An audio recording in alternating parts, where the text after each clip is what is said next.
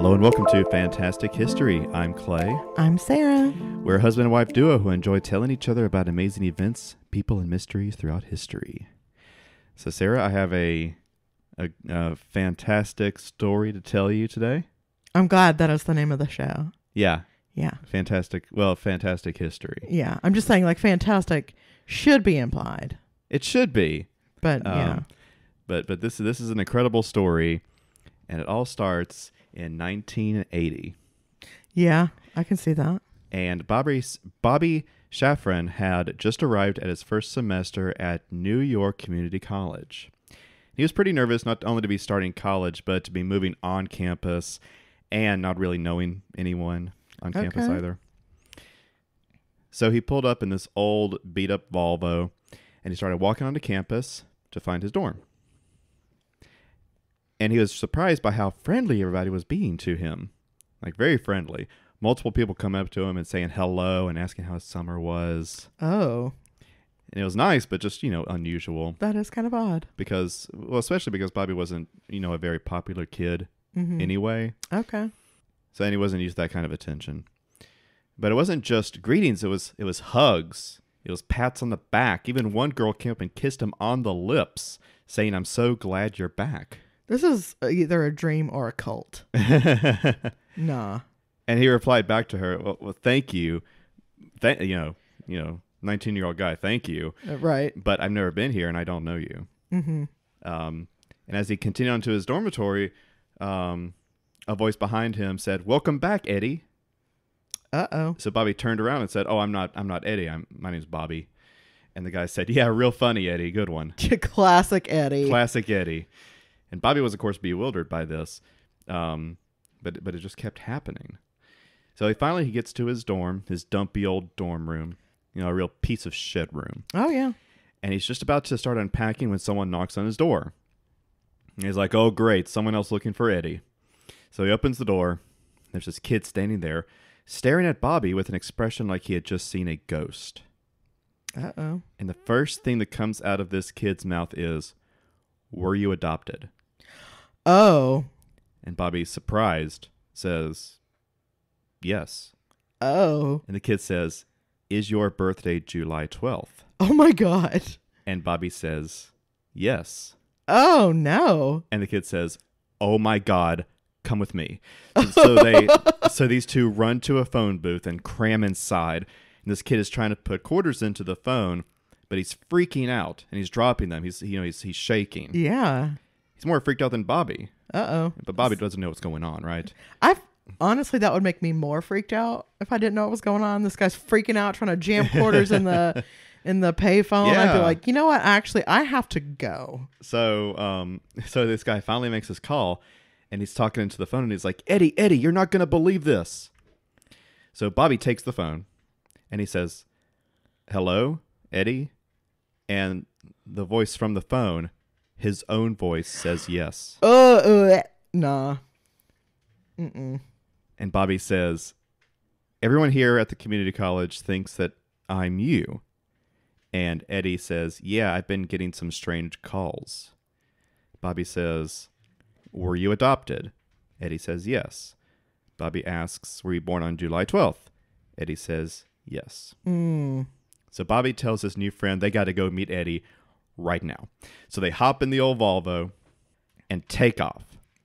And at this point, it's already 9 o'clock at night. Oh, no. But they are speeding towards Long Island, going as fast as that Volvo can go without falling apart like the Bluesmobile. So not very. Probably exceeding 100. Really? Yeah. I would not think it would hold up to that, but okay. And finally, they reach this quiet, nice neighborhood in the middle of the night. They exit the car and walk up to the house. Bobby reaches out to knock on the door, and just as he's about to, the door opens. And he's standing there on the stoop, staring at himself. That has to be the most deeply upsetting feeling. So it's true. And they're in shock. Yeah. Staring at each other. And then they're not just in shock, but like, kind of an amusement almost. Like, I can't believe what I'm seeing, but I'm not necessarily terrified. I'm I'm almost there's a happiness too, lots of emotions just Yeah. flowing, and then they start moving in unison like they're looking in a mirror. Oh Almost. God. like if I move, will he move with me? Or Like the Marx Brothers. am I looking in a mirror? Or is this a real person? Mm-hmm. Type thing. But yeah, it's true. So shortly after, the newspapers are called and with this amazing story. Right. And the papers are like, no way, you're crazy. And they go out and check it out and holy shit. And the story goes viral for the 80s. Yeah. Papers across the country are talking about this amazing story. Lost twins reunited by chance. It's incredible. So I guess Eddie had gone to that same school. Yeah. And was not going this semester. And Bobby just so happened to pick the exact same school to go to. That's right. And that is so bizarre. And that friend who like told Bobby and figured it out and was good friends with Eddie. Right. As you know, a lot of people on campus were friends. Apparently. But this guy knew that Eddie wasn't coming back. Oh. So he saw him and he was like, I know you're not Eddie. That's so but weird. You are Eddie. Ugh. So it's an incredible story that's capturing the nation, right? Yeah. So one night, Eddie's mom is at home. She gets a call. I imagine the family's been getting lots of calls because this is a national news story. Oh, yeah. So she gets this call, and the other person on the end says, can I speak to Eddie? And she says, no. Eddie isn't here. Mm-hmm. Who's calling? The man on the phone says, my name is David Kelman, and I'm looking at the newspaper, and I'm seeing two of me. I think I'm the third. What the fuck? And David would say that it sounded like she dropped the phone and said, oh my God, they're coming out of the woodwork. David's friend had seen the newspaper and brought it to David, who was shocked. So they went home. So they went home to tell his mom, and the mother was sitting there waiting for him with a newspaper of her own. Oh my God. David had the same birthday and was also adopted, so he was sure that he was the third child. Oh my God. So Eddie and Bobby meet David, and it's true. And I'm gonna show you a picture just so you can get it. And we're gonna put this up on Instagram. But I just want, this isn't gonna be like super great for everyone else, but yeah, somebody Control-C, Control-V, Control-V'd. Yeah. They are identical triplets. That is so weird. And when they met, they immediately bonded. That's really cute. They were wrestling together the first day. They had the same mannerisms, the same, they kind of moved the same way. And they had a lot of the same tastes. They liked the same foods, smoked the same brand of cigarettes. They all wrestled in high school. Wow. They liked the same music and had the same taste in women. Ironically, there were other similarities that they all had older sisters who were also adopted, but these were the sisters related too? I don't was think it two so. sets of triplets? Oh my God. But all these similarities, despite never meeting each other, they were literally three identical strangers. That's so weird. So this is something like my dad and I actually were just talking about this on Father's Day because I didn't meet him until I was 12 years old. Yeah. So there's a lot of stuff that you wouldn't think of being nature over nurture. Right. Right? Like stuff like that, like having the same taste in music and whatever. Like my dad and I have a lot of the same mannerisms, but they're mannerisms that I've had my whole life.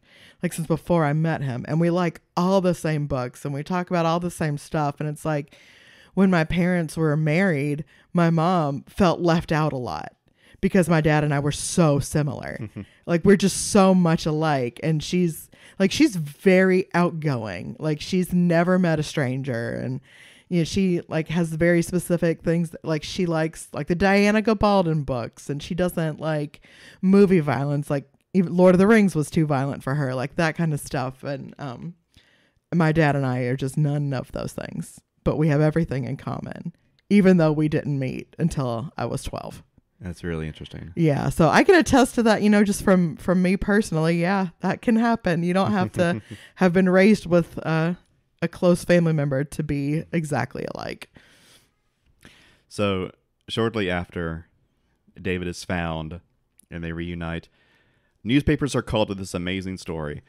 They're like, no way, you're crazy. They go and they check it out and they're like, holy shit. And the story goes viral. Right. Well, viral for the 80s. Yeah. Did I say this already? You did, yeah. But that kind of goes with the theme of the story, right? Well, when I say viral this time, I mean super viral. Like international this time. The boys are on every single talk show you can think of. They're on every magazine, every newspaper. Everyone is talking about it because it's a heartwarming, feel-good story, and it's just capturing everybody. Yeah. But after that initial amazement subsides, the questions begin to rise. Yeah. Why were they separated in the first place? Why were the parents never told that their adopted child had identical siblings? I would imagine that if they were closed adoptions, you kind of can't tell the adoptive parents that, right? I don't know. I would think not. I don't know what you can or can't say. So when it was time to consider these questions, things from the past began to emerge that started to make a little bit more sense. David said that when he was a baby, he would hit his head against the wall until he knocked himself out. Oh, no. Bobby's mother would report the exact same thing. Oh, God. And that he would hold his breath until he passed out. Oh, my God. So all these children were experiencing signs of separation anxiety. Oh. And they had all come from the same adoption agency, Louise Wise Services. It was the premier adoption agency, maybe in the country, definitely for the East Coast for Jewish families. But it was suspicious to them not only that they were separated at birth, but that Bobby had been put in a home with affluent parents who was a doctor and an attorney. Mm-hmm. Eddie's father was a teacher, and they lived more of a middle-class family. And David's family were immigrants who owned a small store, much more blue-collar. So they... Oh, no. So, different socioeconomic situations. Oh, God. So Bobby, Eddie, and David's parents all set up a meeting with the top executives to ask how this happened. How could it happen? How could something so cruel be done to these children? I have a bad feeling that I know why. Well, we'll see if you're right.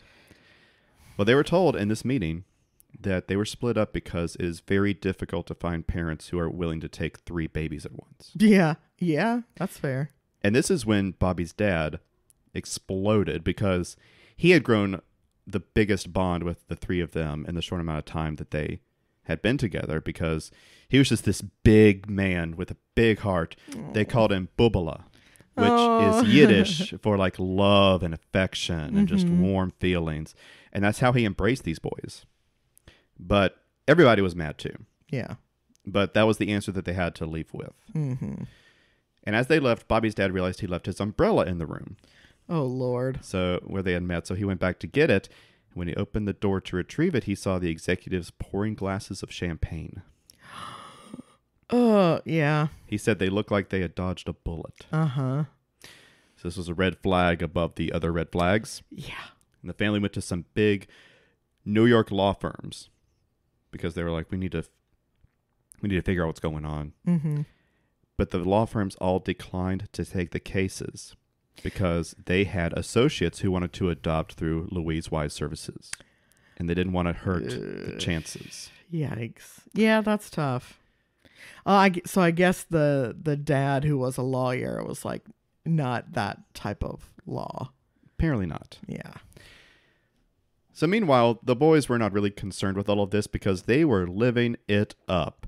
New York City in the 80s. Oh, well. You can only imagine the stuff they were getting into. They had bought an apartment together. They were living as bachelors, partying all the time, going on dates, doing all the stuff that you're not going to tell your parents about. Right. In fact, one little story was I can't remember whose parent it was, but they were so frustrated because they were like, I have to read the New York Post to find out where you were last night. So I guess Bobby did not go back to school. I don't know. It didn't really go into that. Yeah. Maybe. Maybe not. Yeah. But they later opened a restaurant in Soho called Triplets. And they ran it together, and it was just like a big environment, big party, everyone having a good time. That's cute. Then in the mid 90s. Whoa. Yeah, we're jumping forward a lot. You know, a lot of time is passing here. Bobby receives a call from an investigative reporter named Lawrence Wright. He had been working on a story for the New Yorker about identical siblings separated at birth. During his research, he had come across an obscure article in a medical journal on the topic. And this article referenced a secret study where identical twins had been intentionally separated for the purpose of scientific study. Yeah. The babies had all come from Louise Wise Services. You don't say. Yeah. Mm-hmm. So when Bobby was told about this, he was horrified. But he and his brothers remembered that people would come to visit and perform tests on them during their childhood. Oh, God. Now, their parents were told that all children of this specific age range who were being adopted at this time, they were all being tested. They're all being tested for like a study on adoptive kids, something like that, right? So they're like, that's fine. So they came like every week, and they would do personality and intelligence tests, as well as videotaping the kids doing, like, riding a bike or throwing a ball, just doing whatever. But they were never told the truth. Yeah. And it wasn't just Bobby, Eddie, and David. Yeah. There were others. And we don't know how many, because the study was never published. Oh, cool. Dr. Peter Newbar is the man who orchestrated the study. He was a very distinguished, influential psychiatrist in New York. He was an Austrian. He had fled the Holocaust. Uh-oh. And had a great interest in settling the nature versus nurture debate in biology and psychology. Oh, well, there you go. Just like you were saying. The experiment was to address that by taking these identical twins, separating them into different types of families, and seeing how similar or dissimilar they would grow up to be. Yeah. But by doing this, they didn't just deprive the children of their siblings. The children also experienced mental health issues. And not just separation anxiety that I was mentioning earlier. Bobby, David, and Eddie all had dysfunctional teenage years. They had all at some point in their lives spent time in a psychiatric ward. Oh, jeez. There was darkness. Yeah. And reuniting did not resolve these issues. Mm-hmm. In fact, in some ways, it made it worse. Ugh. They wanted to be as close as siblings normally are, but they didn't have that 18-year history to build their relationship. Right. And understand how to be together, because they had that natural connection. Right. But there's more to it than that. Right. So when they opened that restaurant, things got complicated. Their relationship began to fracture over differences related to the business. And maybe that would have happened either way, because, you know, that type of stuff can drive anyone apart. Oh, for sure. But especially people who are close but don't have the history of understanding how to deal with those differences. Right. Yeah. So Bobby ended up leaving the business. Wow. And this really damaged their relationship. But it hurt Eddie the most. Eddie was one of the three that was the biggest into like family gatherings and making sure everybody was happy. He just wanted one big happy family. So the change was really hard for him. Poor Eddie. And it highlighted an ongoing problem for Eddie, which was that he was suffering from manic depression. Oh, boy. Yeah, that'll do it. As more twins were being discovered and reunited with each other, they were discovering the same thing, mental health issues. Mm-hmm. But what else that was discovered was that the biological parents also suffered from mental illnesses. Like pre-existing, like before the kids were even born, or like kind of as a result? Like their parents had, like for instance, there was one couple that were found, a pair of twin girls, and when they got some information about their biological parent, they found out that their mother had schizophrenia. Oh, okay. And this was not after they were born. Gotcha. And both twins both twins had depression before they reunited. Okay.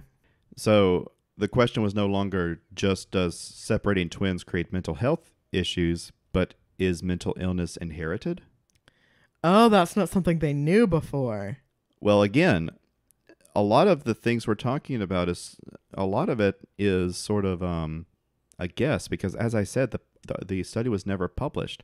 So we don't know exactly what they were looking for in the first place. We don't know if they were looking for mental health issues, or if they were just looking for nature nurture, or if they're looking for something else. I just didn't realize that like the scientific community as a whole didn't already know that some mental health things are genetic. Right.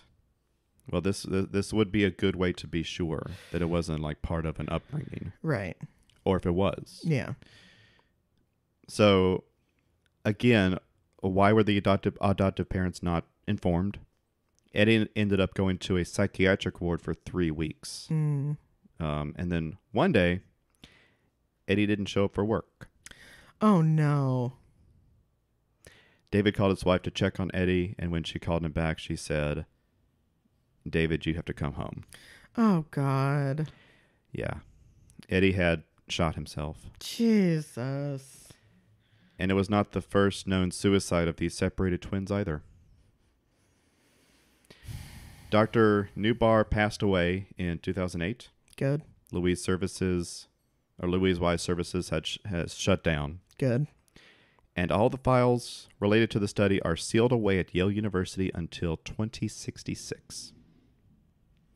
Okay. Only the Jewish Board of Family and Child Services can grant access to these files, which they have not. No one else has seen the files, so no one knows what the study was looking for. Right. As already said. Or what it found, why it was stopped, and exactly how many children were involved. See, I have mixed feelings about that because obviously it caused a lot of damage to a lot of people, like irreversible damage to all of these children specifically. And that's horrendous. But on the other hand, if it was all basically an experiment and you're refusing to publish the findings, then there was no meaning to it at all. Like it was for nothing. You know what I mean? Yeah. I feel like there's no good solution there, though. But what information has come out shows that the study did end in 1980 when the triplets found each other. Yikes. So perhaps the study was never published because these participants would know that they were involved. Right. Or perhaps it was never published because since the time it started, those involved would receive public backlash for doing this type of thing. You think? Know, maybe when it started, the field of psychology was like, oh, this is something that we can get away with, or this is something we're interested in. And then as time passed, they were like, yeah, now that we know more about this is an evil thing to do. Yeah. But who knows? Yeah. Few people are alive who were involved in the study at all. Right. One researcher was willing to go on the record, though. He was one of the people who went to the child's homes to do the tests. Oh. But he wasn't involved beyond that. He was just, a lackey. Yeah. And he stated to his knowledge, the purpose of the study was not related to mental health. It was to analyze different parenting styles. But an adoption agency wouldn't know the parenting styles of, a family coming to adopt. You can do interviews and things, but you're not going to really know. Yeah, unless the whole thing, like the thought was that parenting styles are based on class.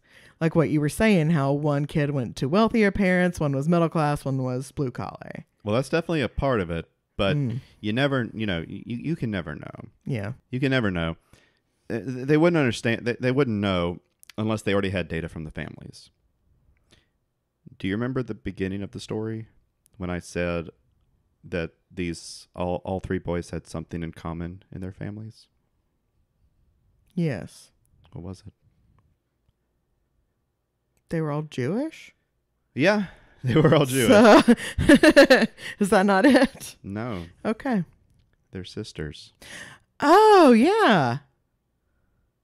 They were all, the sisters were adopted too. from Louise Wise Services. Oh. So they knew exactly how caring and neglectful each set of parents were before the boys were placed. Yikes. And they knew it because they had already placed a child in that house. Oh, yuck. They knew they were putting Eddie into a family with a stricter father than his brothers. Mm. The question is, did nature predetermine what would happen despite the family he was put in? Or was the nurture that the other brothers receive, was that nurturing the most important aspect of why they turned out better? Right. Well, all the information from the story is from the 2018 documentary, Three Identical Strangers. And if you enjoyed this story or found it interesting, you should absolutely watch it. It's available on Hulu. Because a lot of the information in there is I couldn't get to and I missed. But you also get to hear this from David and Bobby themselves. That's so wild. And they are great, And it's so much better hearing it from them than me. But one last thing before we close. After the documentary came out, the Jewish board was pressured to release 10,000 pages of the study. Oh. To the participants of the study. You think if anyone should know what was going on, it should have been them. Right. But they were so heavily redacted that nothing useful could be drawn from them. Great. Thanks. Appreciate it. And they're very confident that there are still twins out there that have not been reunited. That's awful. Mm-hmm. Ugh, cool. Thanks. You're welcome. Sorry to end on such a bummer, but it's a true story. That's no excuse. I know. Well, thank you for listening to this story of fantastic history. And if you enjoyed, rate and review us on whatever platform you're listening to. Rates and reviews are great for us. Mm-hmm. They let us know how great we're doing or how crappy we're doing. Well, and they also make it easier for other people to find us. Really? Yes. I've learned that from other podcasts that I listen to, that like you can write anything you want to in the review, but if you are leaving any sort of review whatsoever with a 5-star rating, it does kind of push you to other people's suggested pages, because not only is somebody taking the time to rate you, but it's more genuine because they've left a review as well. Well, leave us a 5-star review if you liked it. And if you had any issues with it, please send us an email. Yeah, don't rate us if you don't like us. Just badger us privately. And let us know what we did wrong. And in your, when you're leaving the 5-star rating, if you're just like, I don't know, I don't really want to write a review, just be like, tell me what your favorite type of sandwich is. Sure. And that works just as well as telling me that you think I'm cool and Clay is lame. Okay. Sure. Like a lot of people for this podcast really like sandwiches. Yeah. Weird, right? Well, so then, you know what? We're probably getting pushed out to people who are known to like sandwiches. Like, you know what? This guy in Cleveland, huge sandwich fan, bet he'd love this podcast. Right? Right you are, Sarah. I'm sure that's how it works. You know, you can also find us on Instagram at FantasticHPod, where we will be posting some pictures of these boys. And the email address that you can reach us at is fantastichistorypod@gmail.com. All right. Until next week, have a good one. Bye.